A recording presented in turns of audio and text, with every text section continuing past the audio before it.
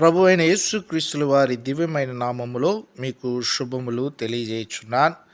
నేటి పాఠముగా సామెతలు 1వ అధ్యాయం 20వ వచనం నుంచి చివరి వరకు 33వ వచనం వరకు మనం గమనించినట్లయితే 20వ వచనం, జ్ఞానము వీధులలో కేకలు వేయుచున్నది, సంత వీధులలో బిగ్గరగా పలుకుచున్నది అంటూ ప్రారంభించినటువంటి సామెతల రచయిత అయినటువంటి జ్ఞాని అయిన సొలొమోను తెలియజేస్తున్నాడు.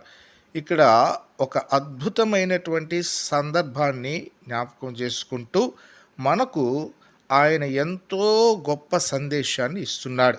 పరిశుద్ధాత్మ దేవుడు ఈరోజు మనతో మాట్లాడుతున్నాడు. మనం జాగ్రత్తగా చూసినట్లయితే జ్ఞానమంట సంత వీధులలో బిగ్గరగా పలుకుచుందంట, గొప్ప సందడి గల స్థలములలో ప్రకటన చేయుచున్నది, పురద్వారములోను పట్టణములోను జ్ఞానము ప్రచురించుచు తెలియజేయుచున్నదని చాలా చక్కగా చెప్తున్నాడు. అంటే ప్రతి స్థలములో ఈ దినమును లేక ఈ దినములలో దేవుని యొక్క వాక్యము ఏ విధంగా ప్రకటించబడుతుందో మనం జ్ఞాపకం చేసుకోవాలి. అయితే ఆ జ్ఞానమైనటువంటి దేవుని వాక్యం ఏ విధంగా ప్రకటించబడుతుందంటే, మీరు ఎంతకాలం మీరు జ్ఞానం లేనివారుగా ఉంటారు, ఎన్నాళ్ళు అపహాస్యం చేస్తా జీవిస్తారు, ఎన్నాళ్ళు బుద్ధిహీనులుగా జీవిస్తారు, ఎన్నాళ్ళు నా గద్దింపు వినకుండా జీవిస్తారు, ఎన్నాళ్ళు ఈ జీవితం అని ఆయన హెచ్చరిస్తూ, నా ఆత్మను కూడా మీ మీద కుమ్మరిస్తానని వాగ్దానం ఇచ్చాడు. 2000 సంవత్సరాల క్రితం దేవుని యొక్క పరిశుద్ధాత్మ ఈ లోకం మీద కుమ్మరించబడి ఉంటున్నది. దాని నెరవేర్పు కూడా జరిగిపోయి ఉంటున్నది.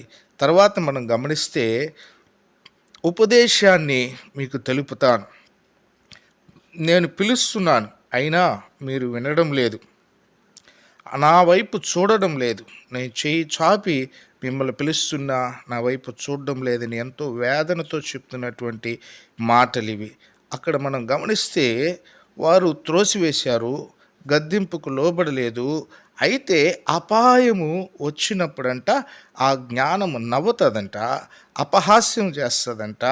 అప్పుడు వారికి ఏ విధంగానూ సహాయం చేయలేని స్థితిలో జ్ఞానము నిలబడుతుంది అని చక్కగా మాట్లాడుతున్నాడు.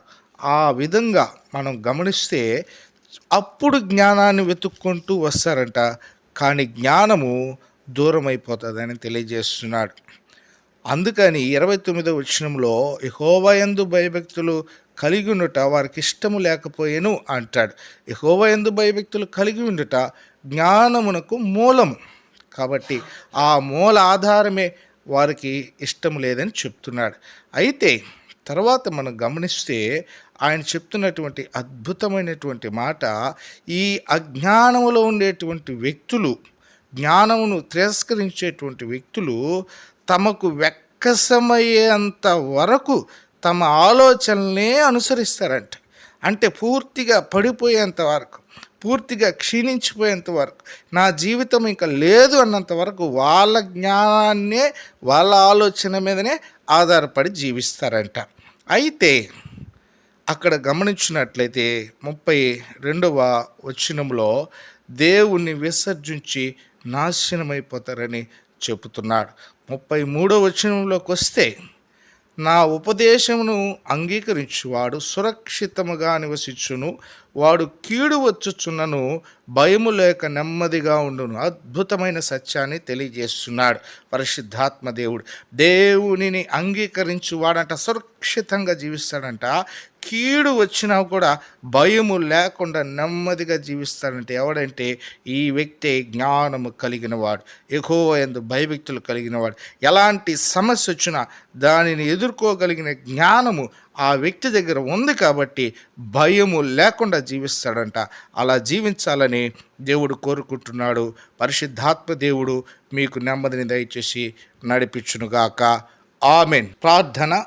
ప్రభువా, ఇదిగో వాక్యం విన్నటువంటి బిడ్డలను దీవించండి, ఆశీర్వదించి జ్ఞానవంతులుగా చేసి నీ ఆత్మను కుమ్మరించి మీ బిడ్డలు ఈ దినము నుంచి నా తండ్రి జ్ఞానముతో నడుచుకొని ప్రతి సమస్యలో ధైర్యముగా నిలబడి ప్రతి ఇబ్బందిలో నెమ్మదిగా ఉండులేగన మీ ఆత్మను కుమ్మరించి ధైర్యపరచమని, ప్రతి కుటుంబం శాంతి సమాధానాలతో వర్ధిల్లులాగున ఆరోగ్యములు ప్రసాదించి క్షేమముతో నడిపించమని యేసయ్య నామం అడిగి బ్రతిమలాడి వేడుకొంచున్నాను తండ్రి. ఆమెన్. ప్రభు మిమ్ములను మీ కుటుంబాలను దీవించి ఆశీర్వదించి కాపాడునుగాక. ఆమెన్.